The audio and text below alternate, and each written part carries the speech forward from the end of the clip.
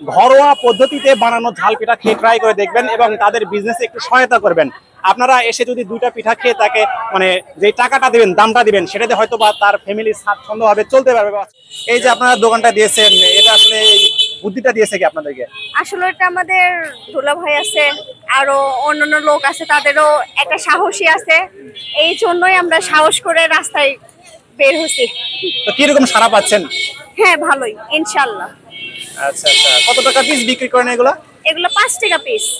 মানে কয় আইটেম আছে এখানে? এখানে হচ্ছে আপনার 2 আইটেম।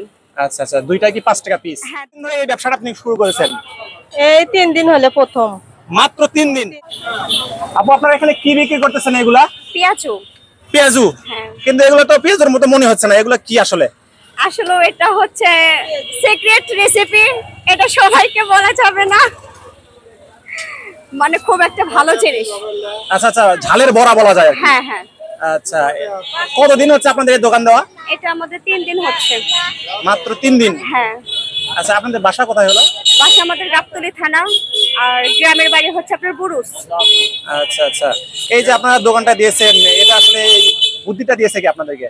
আসলে এটা আমাদের দুলা ভাই আছে, আরো অন্যান্য লোক আছে, তাদেরও একটা সাহসী আছে, এই জন্যই আমরা সাহস করে রাস্তায় বের হয়েছি। তো কিরকম সাড়া পাচ্ছেন? হ্যাঁ, ভালোই ইনশাল্লাহ।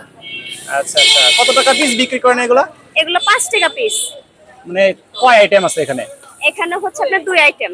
আচ্ছা আচ্ছা, দুইটা কি 5 টাকা পিস? হ্যাঁ, দুইটাই 5 টাকা পিস। এই জায়গাটার নাম একটু বলুন তো, কোন জায়গাতে আসলে আপনাদেরকে পাবে?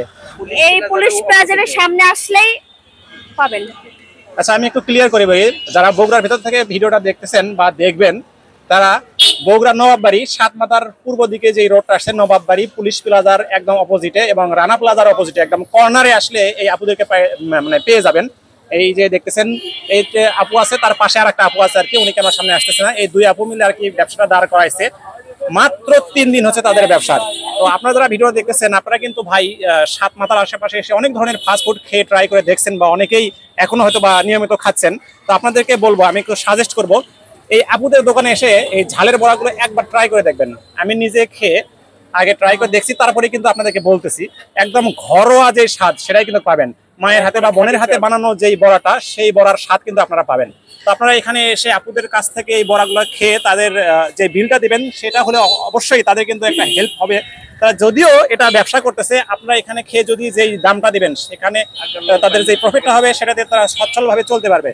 তো বলবো, ভিডিওটা শেয়ার করে দেবেন বগুড়ার মধ্যে থেকে যারা দেখতেছেন, আর কে কোন জায়গা থেকে ভিডিওটা দেখতেছেন অবশ্যই কমেন্ট করে জানাবেন। আর এই ধরনের ভিডিও পেতে অবশ্যই বগুড়ার হানিফ পেজটা ফলো দিয়ে পাশে থাকবেন।